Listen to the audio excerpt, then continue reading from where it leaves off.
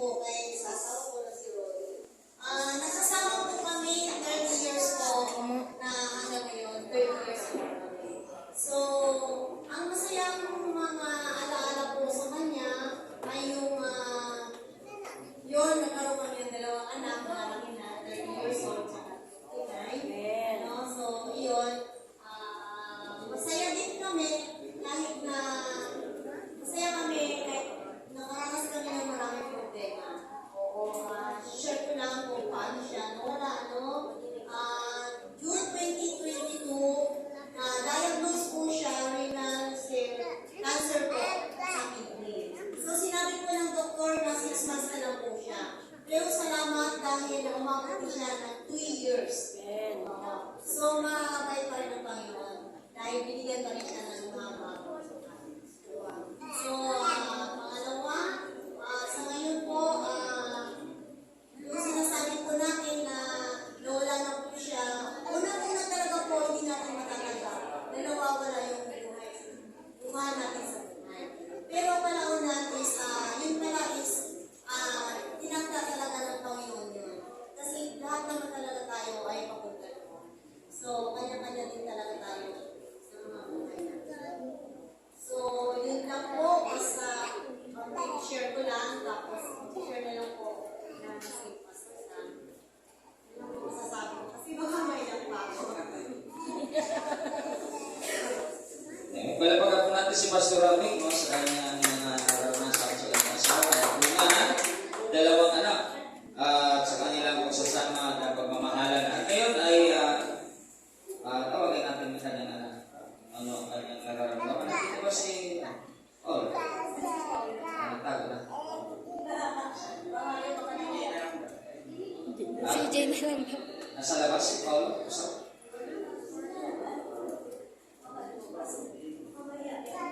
Kasi walang huling na ito, huling gabi na ito.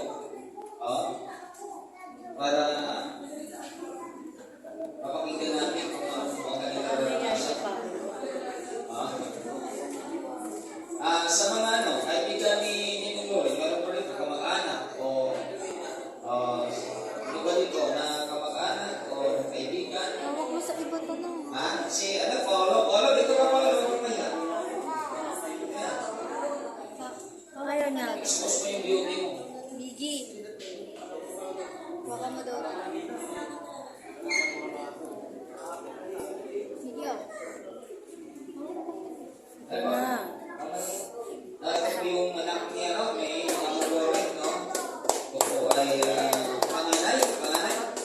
Panganay ba? Ano? At Sa pakinggan natin yung mangyari pala siya. Di pala yung kumanas sa'yo. Jadi bali, okay. Salamat po, Paul. At sa lahat na narito, baka mayroon pong kaibigan o kamag-anak si Edino Glory na pwede po natin mapakinggan ang kanilang naranasan kung sila po si Edino Glory ang buhay pa. Ano bang sigaran niyo? Mayroon pang kamag-anak dito. Kaibigan? Yan. Vivian ay si Sister Vivian kasama namin nandiyan sa Galantay. Palapakan po natin si Sister Vivian. Tagabi po sa lahat. Sila. Sila ba? Ikaw mo.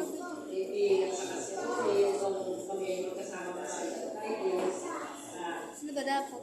Kami talaga ni Bay, parang hindi lang kamag-anak, hindi lang kaibigan, parang kapatid. Sa tagal din namin nagsasama, kahit saan pupunta si Bay, pinupuntahan niya ako para samahan siya kasi siya nervyosa, takot sa matataas na lugar.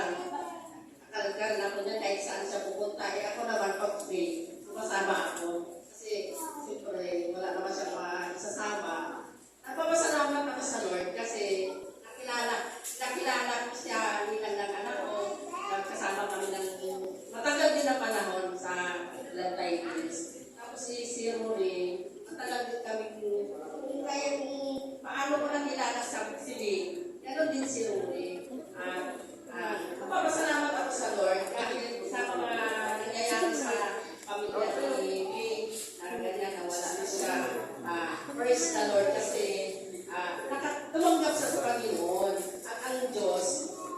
kapatid siya kasi nagbalik doon siya. Salamat sa Diyos sa buhay ni Rure at saka ni Kay, sa mga anak niya. Dalangin ko na magpapatuloy sila sa Lord kahit wala na si Rure. Dahil ang nakatakda ay nakatakda na. Tapos na ang mission niya sa lupa, pero sa langit, patuloy siyang nandun sa langit, intercede sa mga mahal na sa buhay. Salamat din po sa mga mahal na sa buhay ni Kay, ang Gina ni Rory na nasuportahan mo kahit wala. Sa Diyos po ang pagmamahal. Palapagan po natin si Sister Vivian, no, sa kanyang naibahagi. Salamat po Sister Vivian. Sila po ay talagang kung pasagat tithing ay talagang magkasama na sila lahat. No? At salamat sa lahat na rito. Dahil ang ating focus kung bakit tayo dito nagkakaisa ngayon, dahil ang pinakamahalaga natin dito gagawin ay kapakinggan po ng salita ng Panginoon. Dahil ang salita ng Panginoon ay talagang malaking pakinabang ito sa buhay ng tao. Malaking pakinabang ito sa tao kung ito yung pinaniniwalaan. Malaking pakinabang ito sa isang tao kung ito po ay ginagawa ko na. Kung sumampalataya tayo. Kasi tandaan po natin ang salita ng Diyos ay hindi po epektibo sa mga taong hindi naniniwala. Epektibo lang ito sa mga naniniwala. Kaya yung naniniwala dito, yung mga tao, malaki. Pero hindi naniniwala.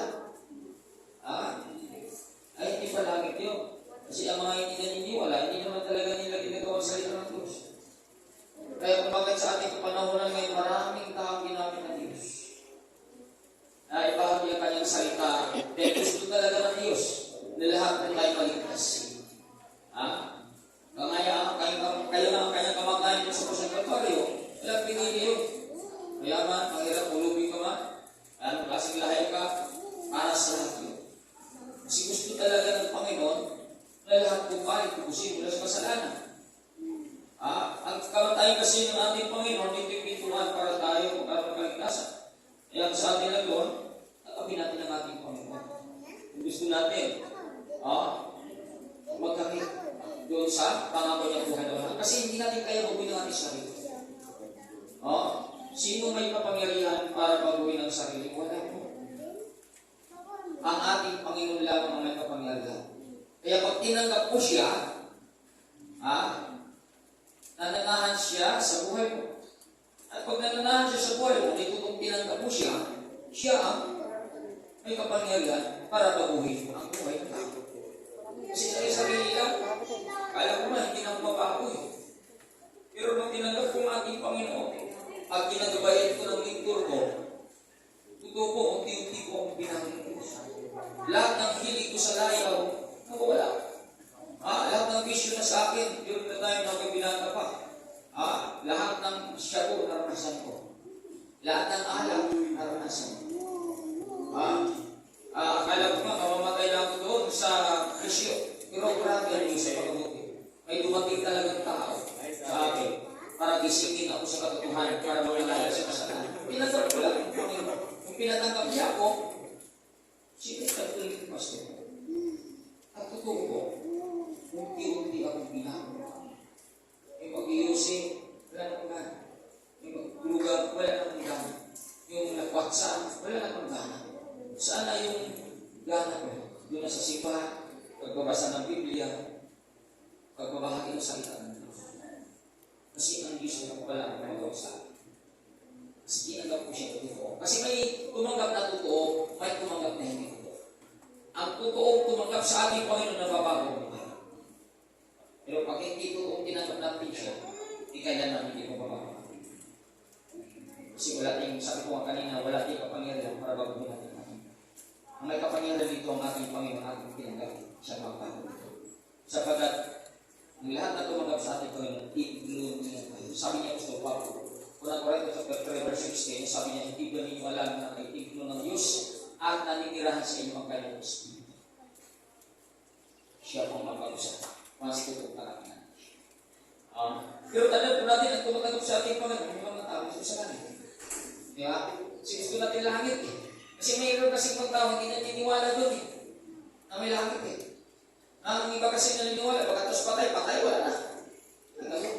Ang mga taong naniniwala na doon, yung mga taong sa Rusyo, sa grupo ng mga Hudyo, ay balik ang grupo ng mga Hudyo na hindi naniniwala doon sa, mga sinasabi ng Panginoon. Nakasulat sa Biblia, hindi sila naniniwala na patay ay muling bubuhayin. Mga Sadusyo, hindi naman kayo Sadusyo. Muling buhay. Kaya dapat maniwala talaga tayo sa sinabi ng Panginoon para mayroong transformation na makita sa ating buhay. Kasi nalulungkot ako sa ating panahon ngayon, maraming Kristiyano. Pero sa itong pagbabago, mahirapan namin sa tao. Bakit? Sisimba. Paglabas sa simbahan, ano ba siya kapag kasi kalukuhan, bisyo, alam sulat sa Biblia. Yan ba ako ng bisyo? Ginawa ng mga tao na wala totoo. Relasyon. Mayroon kasi totoo at hindi. Ang kaibigan, pag sinuway ng Panginoon, sinasaktan natin. Diba? Kaya kung nating suway, ang hindi sinusuway yung mga tao totoo na nagmamahal sa atin. Diba? Nagmahal tayo. Diba? Ang ginahan natin natin kapag natin gumawa tayo kaluwasan, hindi. Ayaw natin saktan yung inahan natin. Diba? Kaya kung mahalin natin ang ating Panginoon, wala natin saktan sa pamamagitan ng pagsuway sa kanyang salita na natin sulat sa atin. Para so, kasi kung saktan din natin siya, sabihin natin mahal, kita pa rin ang ating ginagawa ng kasalanan sa likod at ulan, dito kung ating pagmamalas. Pero ano pa sa atin sa Panginoon, kahit labisis natin siya saktan, hindi niya tayo pinarusahan ng kamakal. Nag-impi siya. Biblical po yun. Sa aklat na ano, sa Pernay Hospital. Kung mag-ibig na niya parusahan ng tao. Kung tsaga siya ng tiis. Nagtsaga siya ng tiis. Dahil sagana ang kanyang pag-ibig. O sagana ang kanyang kapag-takilan. Isa niya parusahan ng tao dahil sa kanyang mga kasalanan. Pero ilang po siya. Hindi po ang gusto ng tiis sa atin. Sa pagmamahal sa atin at gumawa ka sa atin. Habang hindi patapos ang buhay mo sa mundo, lagi ka inaalalahanan ng Panginoon sa pagkagitan ng mga tao na may tunay na pagkayos. Sapagkat ang plano ng Panginoon sa atin, langit ang punta natin, hindi impyerno. Ang pupunta sa impyerno, ginawa ang impyerno para sa atin mong hindi para sa atin. Kaya itong pag-aralan natin ngayon, ito yung tema ng pag-aralan natin. Alam natin, ebidensya po, ng tao ay di malupa. No? Malangit. Sa Biblia po. Sabi ka dito, no? Our citizenship is in heaven. Yung naniniwala dito. Naniniwala ba? Ayan. Tungkol po. Kasi wala yan tayo nakilala na tao na umamot na 200 years na naman sa mundo dito. Wala po, ha? Ito nga si Inyong Luro, ilan na to? Ilang taon na dito? 59? Ilang taon na? Di ba? May sila. Di ba? May sila. Kasi hindi talaga tayo panupa, panlangit po tayo. Hiram na natin ang ating buhay mula sa Diyos. Kaya nga sabi sa awit na hiram sa Diyos ang aking buhay. Ikaw at ako'y tanging handog lamang. So, hindi na daan ng buhay sa awit para hindi natin makakalimutan ng ating buhay. Hiram talaga natin mula sa Diyos. At ay hiram, hindi pwede, hindi yan pupunin. Kasi pag hiniram, ikaw, sa ating buhay, may nanghiram sa atin na sipon. Hindi naman sa atin, kukunin talaga na mayari yun, di ba? Meron din sa buhay natin. Hiram natin dito sa mula sa Panginoon, totoong mayari ng hininga natin ng Diyos. Kaya sa hanggang panahon, kukunin na niya ito. Pag kinuha na ito, kung mamuhay na kasalanan, pabunin na, hindi magamit. Hindi niya magamit, kung ng lungis. Ano gawin niya? Itatapon na. Sa akin, sa impero. Kaya dapat, pigilan na natin ang buhay natin mula sa kanya. Ito natin, lungis ang pag-ibang klaseng kaluhan ito sa kanya. Kasi ang ating tahanan ay sa langit, hindi sa lupa. Ang ating tahanan sa langit, hindi sa lupa. Kaya ano gusto natin? Langit o impyerno?